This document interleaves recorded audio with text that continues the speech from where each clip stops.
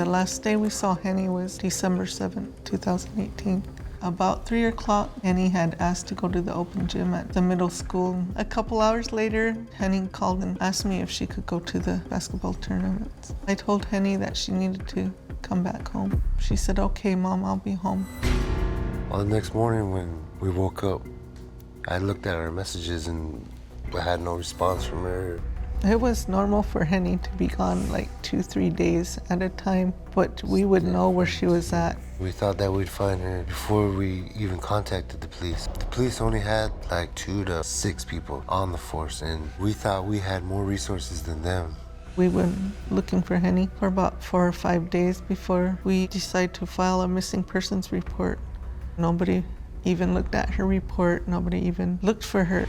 On December 28th, about 30-40 of us came together to go look at the last place we heard from her.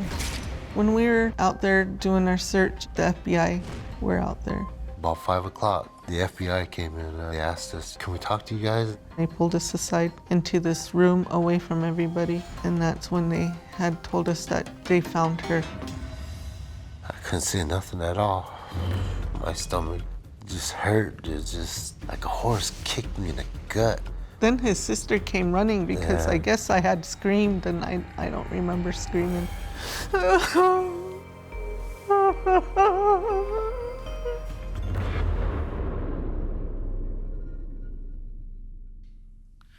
Well, Paula, Nate, it's good to meet both of you, but I'm sorry for the circumstance.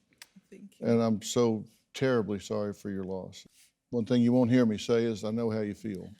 Because if you haven't been there, you can't know, right? It's just, Yeah. it's not the natural order of things. No, it's not. You know, first, tell me about your daughter. Henny, she'd light up any room she walks in. She was friends with everybody. She didn't have a mean bone in her body. And she was 14 when she went missing, almost 15, right? Yeah. And you say there are only 2, 3, 4, they're a very small police force to rely on, right?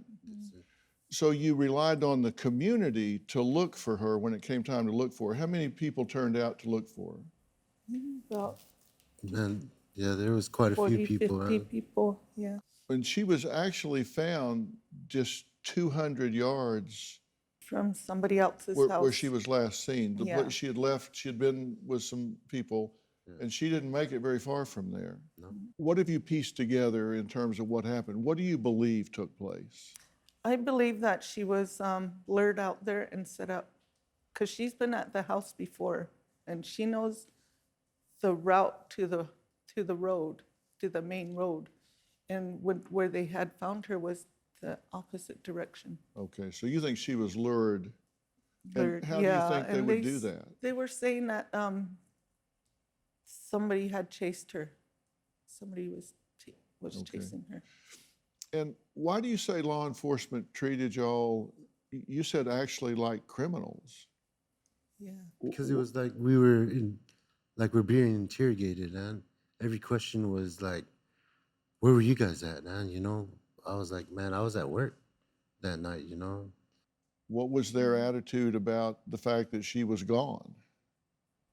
When she went to file a missing persons report, they said that, oh, she might have had a boyfriend, and she might be over She's there. got a new boyfriend. Yeah. Maybe a new boyfriend. And it's like they didn't take us seriously, like just pushing us off to the side like it was nothing. Do you think it would be different if somebody in a neighboring town with a blonde-haired, blue-eyed child that was missing, do you think they would respond differently than they did with you?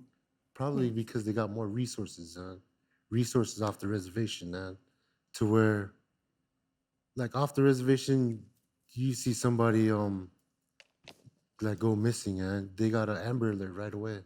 Do you have a story or a question for me? Click the link in the description and tell me what in the world is going on.